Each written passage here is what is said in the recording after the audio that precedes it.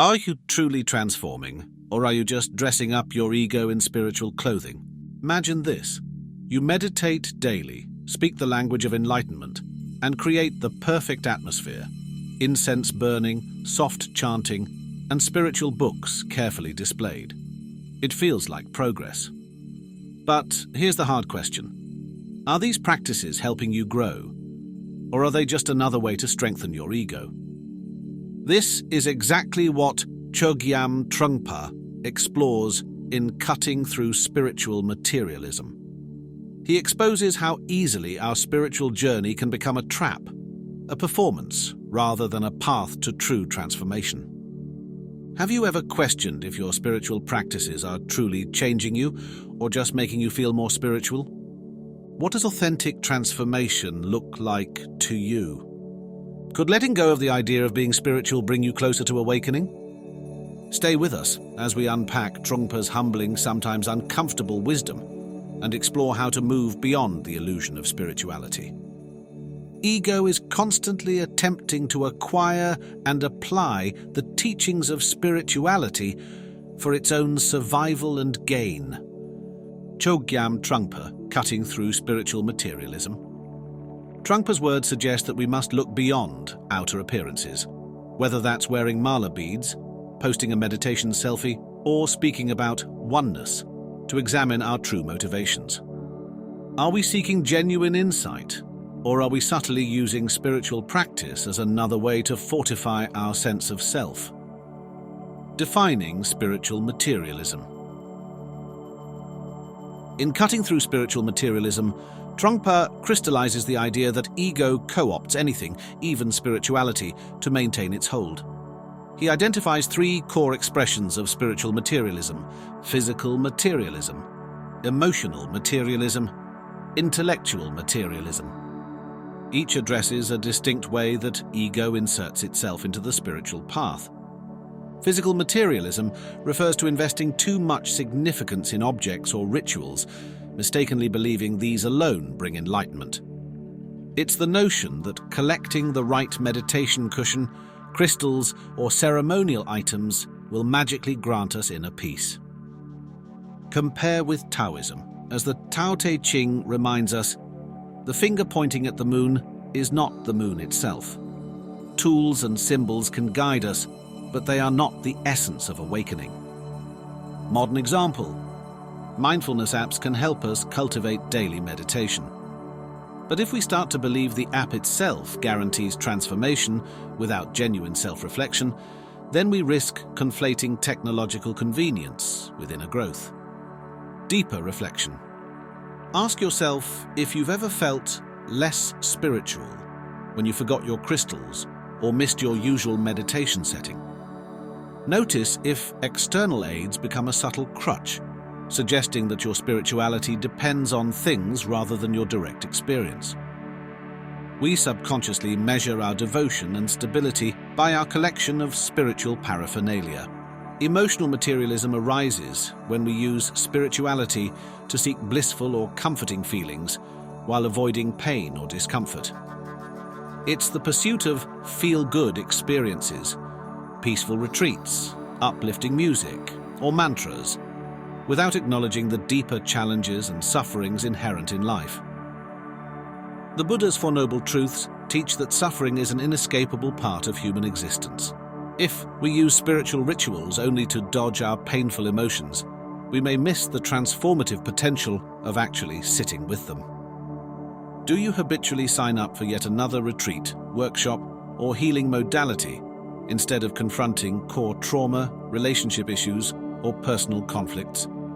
Are you using positive vibes to paper over something unresolved? Emotional materialism often manifests as spiritual bypassing, tossing a quick affirmation at our deepest wounds. Trungpa insists we must face these hurt places head-on, seeing them as gateways to self-awareness rather than obstacles to bypass. The real strength of being able to let go of negativity is more important than developing the ego's idea of positivity. Chogyam Trungpa, paraphrased to capture his emphasis on honest confrontation of suffering. Intellectual materialism is when we collect teachings, doctrines, and philosophies like trophies. We may quote scriptures at length or engage in heady debates, yet fail to let these insights transform our lived experience. Epictetus famously said, "Don't explain your philosophy, embody it." Similarly, Trungpa stresses that knowledge remains shallow without earnest application to daily life. On social media, it's easy to project an image of deep spiritual understanding, posting about consciousness or universal truths, while still engaging in patterns of jealousy or anger offline. Are you more excited to debate the intricacies of Buddhism, Stoicism, or the Enneagram than to actually practice them? Notice if the ego sneaks in by turning spiritual learning into spiritual boasting. We think we can accomplish enlightenment the way we accomplish worldly things. But in regarding knowledge as a credential, we lock ourselves into confusion. Chogyam Trungpa. A Zen parable, the overflowing teacup. A Zen master once poured tea into a disciple's cup until it overflowed. Alarmed, the student said, "Stop! The cup is already full!" The master replied, "Like this cup, your mind is full of opinions. How can I teach you unless you empty it?" This story underscores Trungpa's emphasis on openness and humility. We can't learn if we're too busy clinging to the appearance of spiritual understanding. Real growth requires emptiness, or the willingness to admit we don't know, to drop our guard and be transformed. One must be willing to be completely naked, to cast off the garments of ego and stand unshielded before reality. Spirituality in the age of commodification. Contemporary culture is awash with instant spirituality. Weekend retreats promise radical transformations, and spiritual influencers on social media beckon us to purchase courses or merchandise. Trungpa's critique asks us to probe, what is the real goal? Are we looking for quick fixes and validation, or are we genuinely seeking to dismantle our ego? 1. Social media spirituality. Photos of candlelit meditation sessions or scenic yoga poses can create pressure to perform spirituality for an audience. Instead of meditating to deepen presence, we might find ourselves doing it to post a perfectly curated picture. Social media can connect like-minded seekers, spark meaningful discussions, and offer initial inspiration. The key is to remain honest about why we share and to guard against seeking external approval in place of inner clarity. 2. Mindfulness as a trend. Mindfulness is sometimes reduced to a stress relief technique, stripped of its deeper aim, to see reality without bias. Trungpa would remind us that true mindfulness isn't always soothing. It can surface difficult emotions that we must face rather than numb. Before each meditation, set a clear intention, to be fully present with whatever arises. This can guard against turning the practice into a self-soothing commodity, ensuring it remains a tool for intimate self-examination. Take a silent walk this week. No phone, no music. Observe the world around you. The texture of leaves, the sound of your breath, the changing sensations in your body. Notice the impulse to photograph or share these moments. Ask yourself, why do I want to share this? What am I seeking? Such self-inquiry can reveal where the ego craves recognition or comfort. While Trungpa's critique stems from a Tibetan Buddhist perspective, echoes of these teachings appear across spiritual and philosophical traditions. Buddhism, the Dhammapada. Cut down the forest of desire, not just one tree. Similarly, Trungpa urges us to see how the root of our clinging is the ego, so we do more than rearrange superficial attachments. Stoicism, Marcus Aurelius. You have power over your mind, not outside events. Realize this, and you will find strength. Both Stoicism and Trungpa's teachings highlight that inner mastery is key, rather than accumulating more spiritual stuff. Taoism. Lao Tzu emphasizes Wu Wei, effortless action, warning against ego-driven pursuits. Trungpa also points to the pitfalls of over-efforting. Straining to achieve enlightenment can simply feed ego rather than transcend it.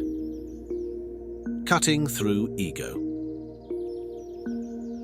Trungpa doesn't just diagnose the problem, he offers a method to pierce through spiritual materialism. Mindful self-inquiry.